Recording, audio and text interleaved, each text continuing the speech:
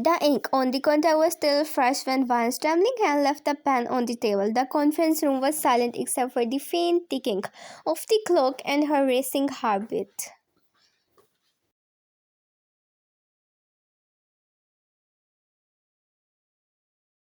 20 years old, standing in front of the nation's most eligible bachelor, Jeon Jungkook. She felt small, lost, and completely out of her depth. Jungkook was 29, confident, powerful, and unreadable. The CEO of JK Holdings, the man everyone whispered about in boardrooms and tabloids. And now her husband, a husband she would married for 1 year under contract. One could still hear his voice from that morning. You will live in my house, attend public events as my wife, and follow the clauses written here. In return, I will make sure your father's debt is cleared.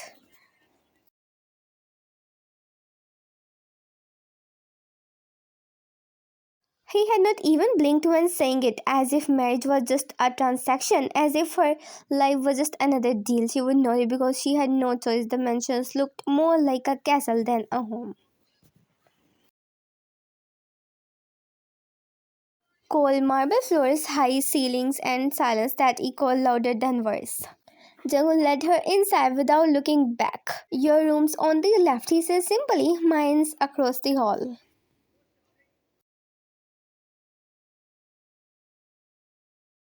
Van bit her lip. We are not sharing a room, he boasted. This is a contract marriage, not a real one. His tone was firm, final. Her heart sank. She told herself it didn't matter.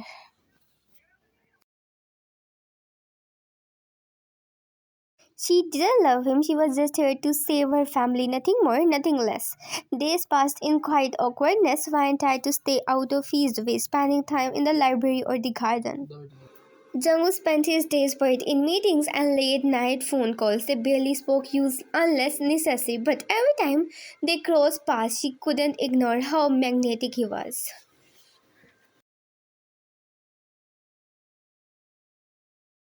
The sharp line of his jaw, the confidence in his walk, the softness that peeked through when he thought no one was watching. Once she caught him in the kitchen past midnight, her messy sleeves rolled up, cooking a ramen.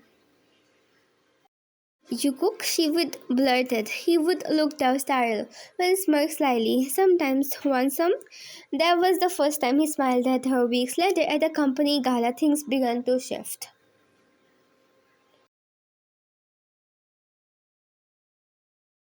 Vine walked down the stairs in a pale silk gown, her hair falling softly around her shoulders. Jung waiting near the car first for a moment. You look, he hesitated. Perfect, her heart fluttered dangerously.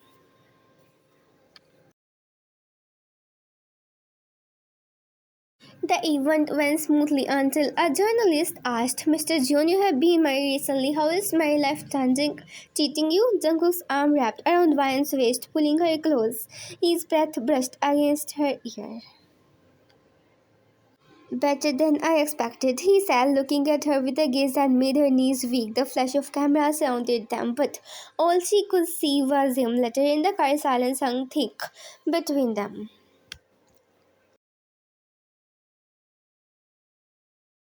Her voice barely a whisper. You didn't have to act like that. Act? He said, I still on the road. Who said I was acting? Her heart skipped. That night she couldn't sleep.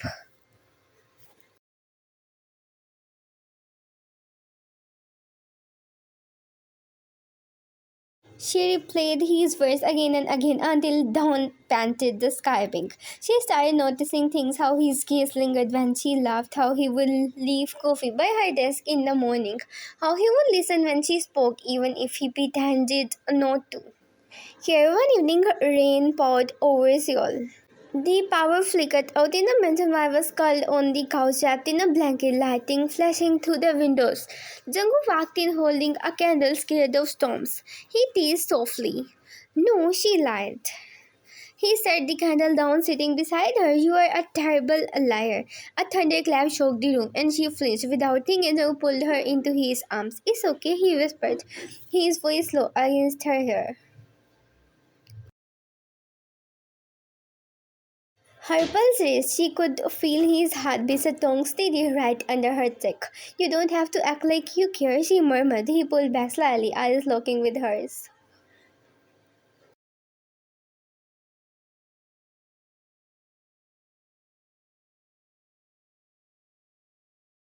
What if I do care? For the first time, she saw vulnerability behind his cold exterior, and for the first time, she didn't pull away. The days grew warmer, the contact that once bound them began to blur into something softer, something real.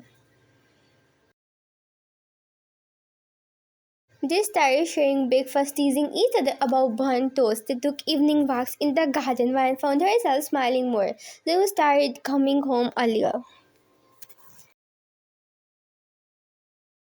She even caught him watching her while she painted one afternoon. His gaze was intense, thoughtful, as if memorizing every line of her face. Why are you staring? She asked, laughing nervously. He leaned against the wall because I can't figure out how someone can look so perfect in a world this loud. Her heart stuttered. A month later, Dango fell sick, fever, exhaustion from overworking. One spent the night by his side, changing wet towels, whispering softly. Half asleep, he mumbled her name. Vine, don't leave. Her heart broke a little.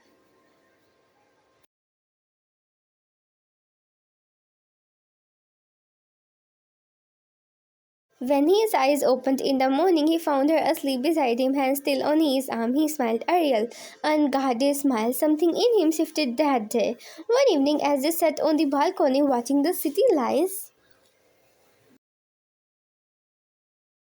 Jung finally spoke the words that had been burning on his tongue. Do you still think this is just a contact? When I looked down, it's not it was supposed to be, he admitted, but I can't pretend anymore.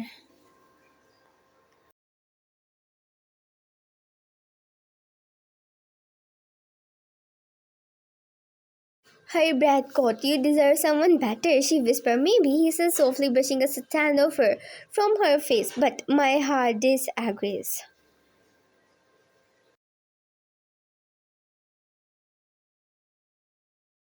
He leaned closer, stopping just inches away. She could feel the warmth of his breath, the way time seemed to freeze around them.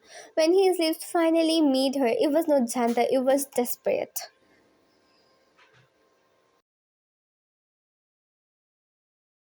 Filled with months of hidden tensions and unspoken feelings, the kind of kiss that made the world disappear. She didn't resist, she couldn't. When they finally pulled apart, both breathless, he whispered.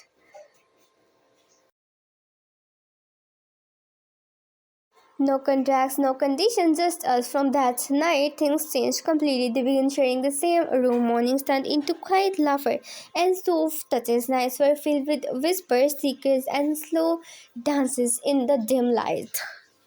Jagu was not cold anymore. He was warm, teasing, affectionate, still a little stubborn, but softer around her. And when she was not scared anymore, she would find a home in his arms.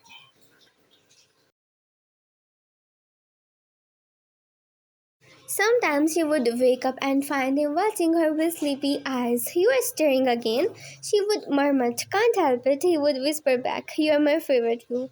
Months passed, the contacts and date approached. Van tried not to think about it, but one morning she found the envelope on his desk. The original marriage contract, signed and sealed. She stared at it, heart heavy. That evening she gathered the courage to ask. Our deal is ending soon. Jung looked up from his paperwork. Is that what you want? For it to end? Tears welled in her eyes. I don't know. He stood walking toward her slowly, eyes locked on hers. Then let me make it easy. He picked up the contract and tore it in half. No more deals, no more paper, just us for real. Her heart swelled as he cupped her face, pressing his forehead to hers.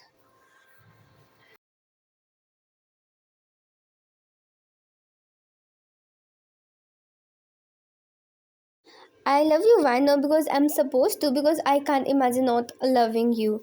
Her tears spilled as she smiled to them. I love you too, Jungkook. He kissed her again, slow and tender.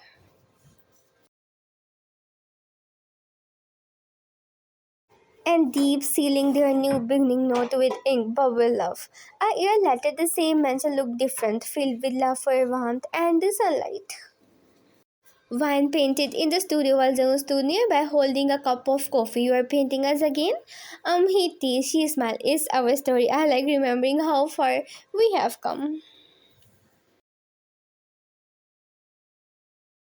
He wrapped his arms around her from behind, chin resting on her shoulder. Then promise me, he murmured, no matter how many paintings you make, the real thing stays forever.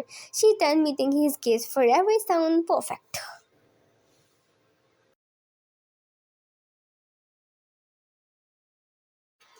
And as the sun dipped below the horizon, their silhouettes melted together. No contest, no boundaries, just two hearts that had once been strangers and now belonged to each other completely. The end.